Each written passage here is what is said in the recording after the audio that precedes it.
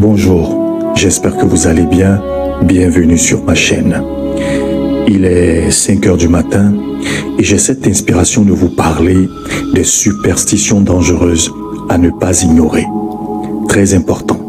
Mais avant, n'oubliez pas de liker, de partager et de vous abonner. Surtout, d'activer la cloche de notification pour recevoir les notifications de nouvelles vidéos.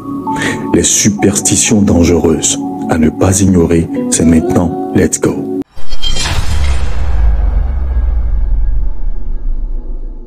Avant tout, j'aimerais préciser que je ne suis pas superstitieux. Pas du tout. D'ailleurs, je suis d'abord un homme de foi. Je suis logique, réaliste et j'exprime mes pensées de façon rationnelle et bien structurée. Je ne suis pas un superstitieux. Cependant, il est important de faire attention lorsque nous parlons de la spiritualité du monde de l'invisible. Parce que c'est le monde de l'invisible qui contrôle le monde du visible. C'est l'invisible qui détermine ce qui se produit dans le visible.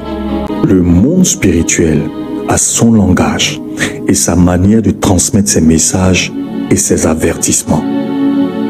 Laissez-moi vous dire que le fait d'être sensible à la spiritualité et au langage du monde spirituel ne fait pas de vous des personnes superstitieuses. Pas du tout. Comprendre le langage et la spiritualité du monde spirituel fait de vous des personnes éclairées qui ont du discernement.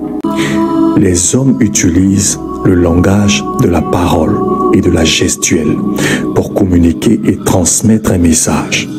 Sauf que le monde spirituel utilise le langage des signes et des symboles. Donc c'est un mode d'expression complètement différent. Il y a quelques années en arrière, j'avais organisé une croisade d'évangélisation à Kumasi Sikoji. À la fin de cette croisade, j'ai été approché par un jeune homme qui m'a dit que son vieux père voulait me voir. J'ai dit, il n'y a pas de problème, il peut venir. Il a dit, non, c'est une requête. Ce monsieur demande que je me déplace et que je vienne à lui, à son domicile. J'ai dit, ok. Donc, je me suis fait accompagner de 2 personnes, 2 de mes fils. Lorsque nous sommes arrivés chez ce monsieur, j'ai trouvé en face de moi un homme vraiment costaud, avec les muscles et tout ça, plein de tatouages, les boucles d'oreilles et tout ça. Donc j'ai tout de suite compris que j'avais affaire à un gangster.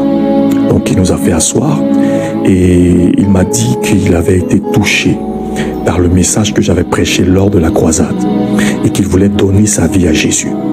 Je lui ai dit, c'est une très bonne chose. J'ai donné un enseignement de plus. Il a donné sa vie à Jésus. Il a fait la confession de foi. Le lendemain, nous avons procédé à son baptême, suivi de sa délivrance. C'était une délivrance hors du commun. Mais nous avons procédé à sa délivrance. Ne vous fiez pas aux apparences.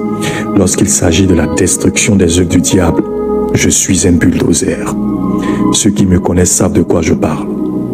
Après sa délivrance, il a reçu le baptême du Saint-Esprit. Et il a commencé à gravir les échelons très rapidement.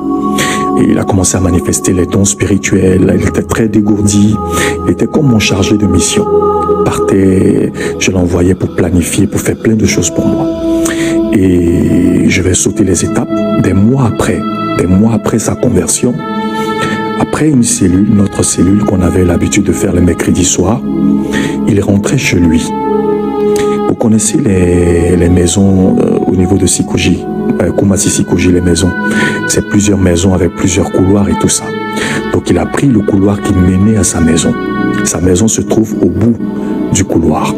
Donc il a pris le couloir et au milieu du couloir, il y avait un chien qui était très agressif et qui a commencé à aboyer et à foncer sur lui.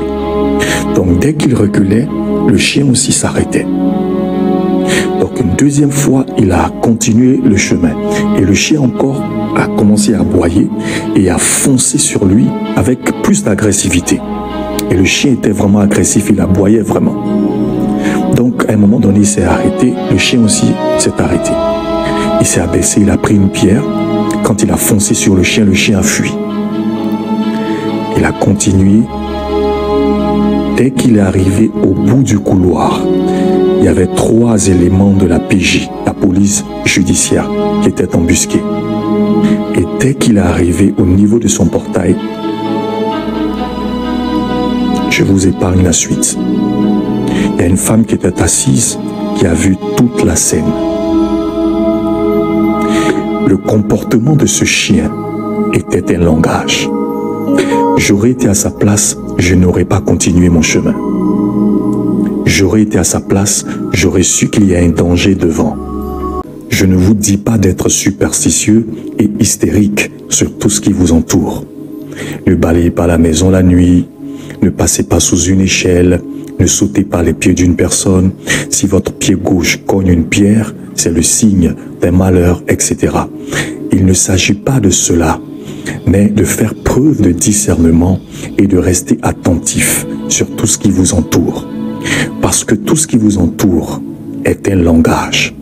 Même vos anges utilisent le moyen des signes et des symboles pour vous transmettre un message. Il y a quelques années, je travaillais à l'extérieur du pays pour une compagnie étrangère. Et dans le processus, j'ai fait la rencontre d'une jeune dame qui était la fille, ou si vous voulez, la nièce directe de l'ancien chef d'État de ce pays-là.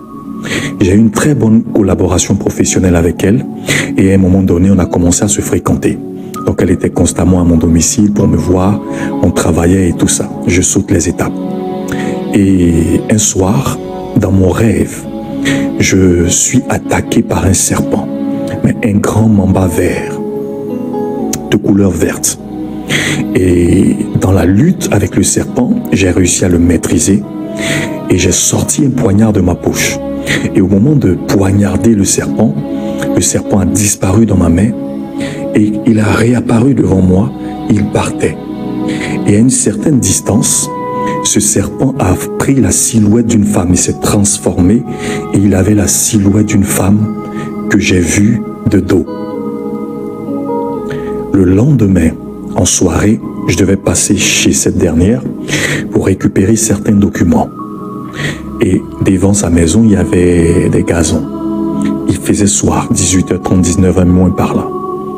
Donc en marchant sur les gazons pour accéder à la maison, au niveau du portail, j'ai marché sur quelque chose qui a bougé sous mes pieds. Donc j'ai sauté et je regarde, je vois un serpent, un mamba vert. Il faisait sombre quand même, mais il y avait des lampadaires devant la maison et j'ai vu un mamba vert qui était de même couleur que le serpent que j'avais vu la veille dans mon rêve. Donc j'ai rapidement fait le lien entre le rêve que j'avais fait et l'expérience que je venais de vivre. Laissez-moi vous dire qu'il y a des signes qui vous révèlent la véritable nature de certaines personnes et de certaines situations. C'était un signe. Et plus tard, cela a été attesté. Comme on le dit souvent, il y a des signes qui ne trompent pas. Plus tard, tous ces signes vont s'avérer. Et cette personne, cette jeune dame, va me menacer, même me menacer de mort. Tout ce qui nous entoure nous parle. Tout ce qui nous entoure est un langage. Ayez du discernement et soyez attentifs à tout ce qui se passe autour de vous. C'est un sujet très large que j'ai essayé de résumer en quelques minutes pour attirer votre attention sur ce fait. Posez-moi toutes vos questions dans les commentaires et je me ferai le plaisir de vous répondre. Que Dieu vous bénisse. Merci pour la qualité de votre écoute. Shalom, à bientôt.